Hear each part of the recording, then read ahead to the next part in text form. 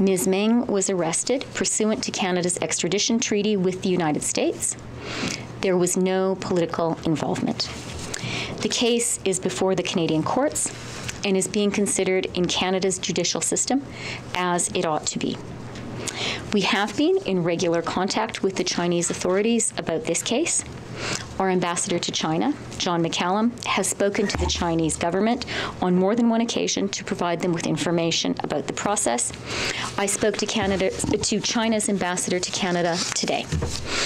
Ms. Meng has been released on bail, and we will continue to ensure that the Chinese government is kept up to date on the next steps in the judicial process. I'd also like to speak about the detention of a Canadian citizen in China, Mr. Michael Kovrig. I can confirm the reports of his detention. Canada is deeply concerned by the detention of Mr. Kovrig, and Canada has raised the case directly with Chinese officials. We're providing consular assistance to Mr. Kovrig's family and remain very seized of this case.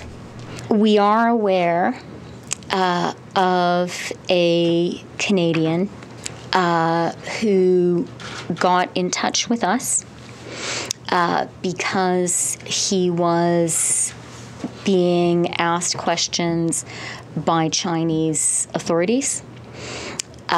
We have not been able to make contact with him since he let us know about this. We are working very hard to ascertain his whereabouts, and we have also raised this case with the Chinese authorities. We are in touch with his family.